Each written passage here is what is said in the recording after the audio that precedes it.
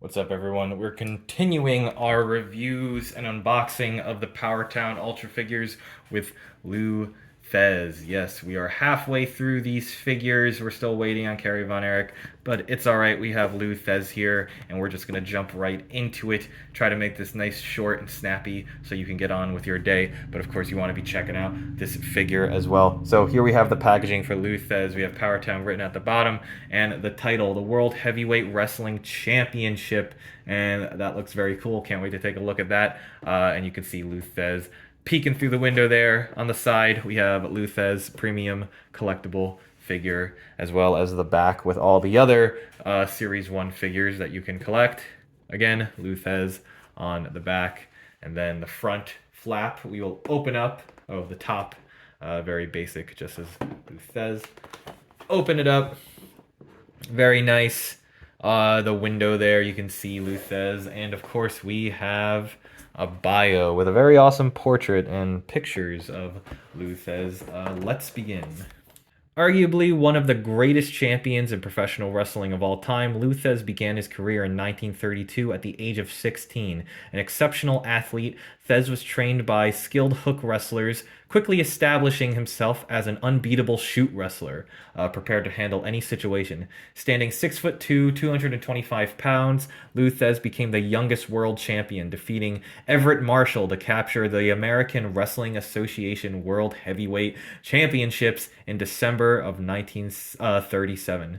With the establishment of the National Wrestling Alliance, the NWA, in 1948, Thesz went on a legendary title run, culminating in the unification of the World Championships across North America.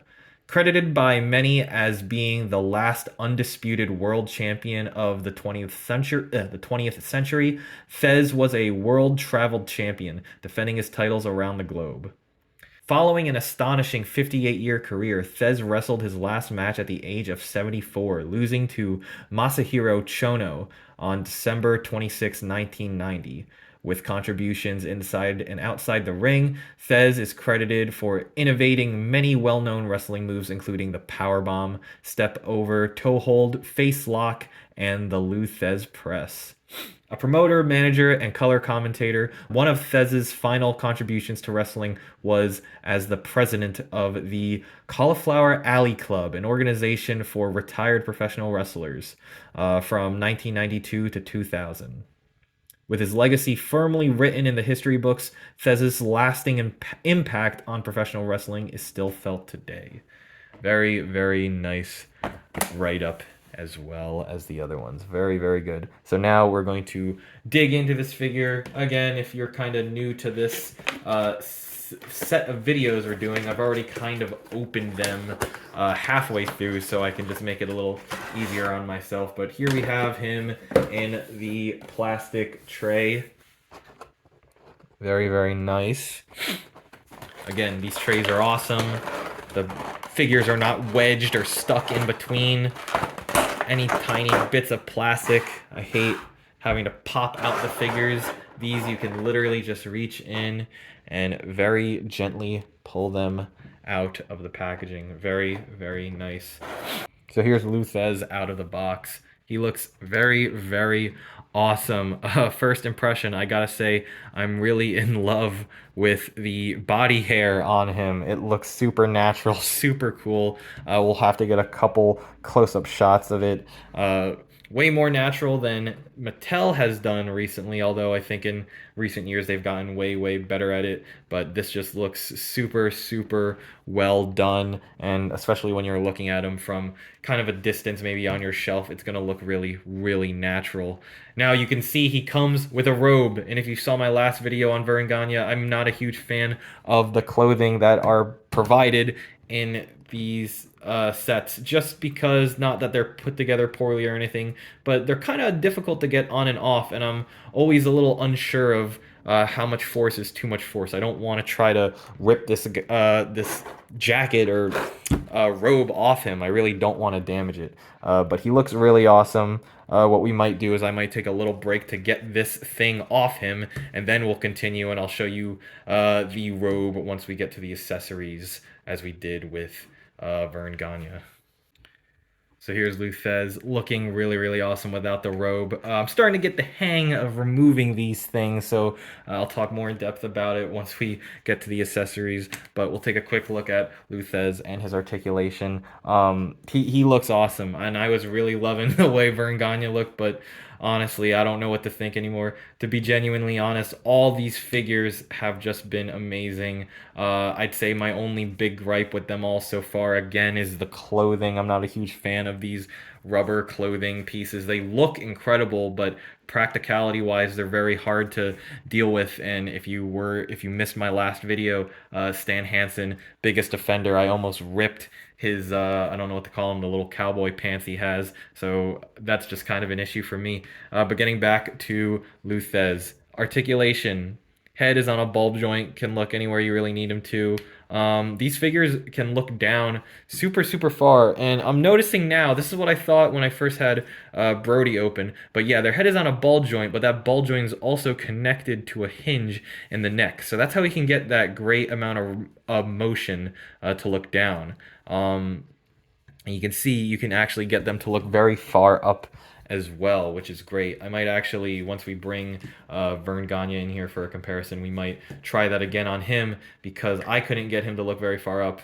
But it looks like this hinge back here definitely helps with that. For Bruiser Brody, I don't think I could have done that with his hair, however, so maybe we'll try that again later.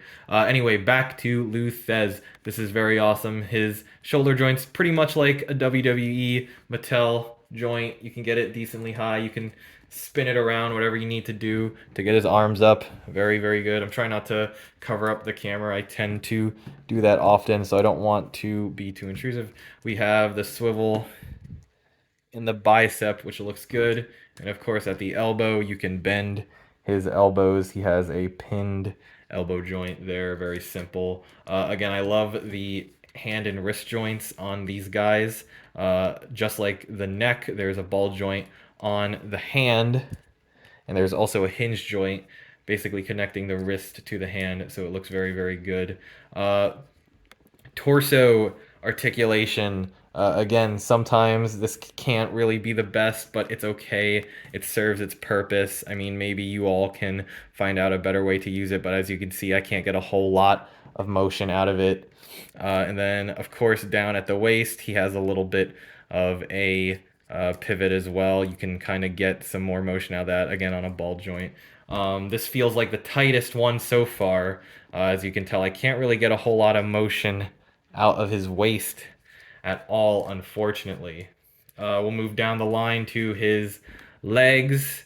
And again, just like Verne Gagne, he has pretty phenomenal motion in his legs, which is great. He has a hinge here at the knee. You can just bend it like that. Works very, very good. Put that back into position. Again, he has kind of like a cut pivot at the ankle or at midway through the calf and the shin. And then he's got the same articulation on the feet as he does all the other figures. Again, no pinhole in the foot for any figure stand, unfortunately. But that's a quick look at him. Now we're going to take a look at the accessories. Now, obviously, we talked about this briefly. Looks beautiful. Really, really, really looks beautiful. This could have easily just been just a flat gray with maybe his initials painted in there, but you can just see the amount of detail that is actually in this piece if it'll focus on it. Very, very nice. I love the sculpt. I love the wrinkles, everything about it, the little bit of texture on the different collar parts, and he has very, very soft the little belt, I don't know what to call it, the tails, the belt, whatever you want to call it, very, very nicely done. The inside, there's even a little bit of sculpting on the inside. I don't know if that's just a little side effect of what they're doing, but otherwise, paint looks very good. I don't think it looks quite as good as Verne's jacket. I mean, it's kind of subjective, but definitely the robe, very, very cool. Again, kind of difficult to get on and off of him. But otherwise, it's a good looking piece. You can't get much motion out of it. However, clearly there's no articulation in it. So when you have it on Lou Thesz, it's going to be very similar to Verne Gagne, where he can't get too much motion out of his arms. But otherwise, it's a good looking piece to give us Now, moving the tray over here, just like Vern Gagne, he has one fisted hand. It may very well be the same exact hand. He's got the same exact towel. So a little bit of reuse we're getting out of these guys. We'll put the towel on him. Looks very good. And then, of course, the most exciting accessory, the championship belt. Again, these always just look so incredible. This is probably one of the best things out of this line is getting these championship belts. Looks very, very fantastic. So we will, of course, go ahead and put this on him. So here he is with the belt. Again, just like Vern Gagne, this just looks incredible. Now, we're going to do some size comparisons, and then I'm going to go into a few things, a few issues that I'm just noticing now that I've been taking a closer look at him. We'll compare him first to Vern Gagne. They've gone head-to-head before, of course, and they honestly look really, really good together. They scale pretty much perfectly, as you can imagine, being in the same series and wave and all. Looks very, very good among his other Series 1 of Powertown Ultras. Again, we'll bring in Hulk Hogan. Looks very, very good, very natural. Proportions look very good, and I think that just looks very natural, very awesome. And then our go-to female figure, we've been using the Ultimate Alexa Bliss, which again, he's quite tall compared to her, but that only makes sense. So very, very nice indeed. So as we're nearing the end of getting through all these figures, I have to say that the most nearly perfect figures were Vern Gagne and Bruiser Brody. Stan Hansen gave me a few issues in terms of the clothing, and Lou Thesz has given me some issues as well. As you can see with the rubbery, I don't know what to call it, like the paint or whatever of the robe, some of it is starting to bleed or rub off onto his skin. It's a little difficult to see on camera, but you can see it here on his back. So I might be able to like sponge it off or something. So just something to be aware of. And like I said, I didn't put the robe back on him, so that definitely was like that when he got it, when I took it off of him, right? Otherwise, another really solid, really awesome figure. More than solid, an amazing figure by Powertown Wrestling. Again, what do I like about it? The accessories, again, are a little bland. The title is amazing, of course. But again, the fist and towel, basically what we got with Vern Gagne. Otherwise, very, very nice. I mean, I don't know what else you'd really give with them. Still very, very good. I love the sculpt. He looks great, I must say, and I really do dig the body hair on him. I think it looks super cool, super natural, and just overall very good. Again, I'm gonna ballpark it and say we'll say 8 out of 10 just for the few issues I discussed with the clothing, but definitely nowhere near a 7 or 6. This is very, very fantastic. The whole series, again, as a whole, very, very fantastic job, and I cannot wait to eventually get more once we get like a series 2 and what have you. So again, very nice figure, and we're going to be continuing to look at these figures as we get them and as we review them. So give us a follow if you want to see more. Thank you so much, and we'll hopefully see you in the next one.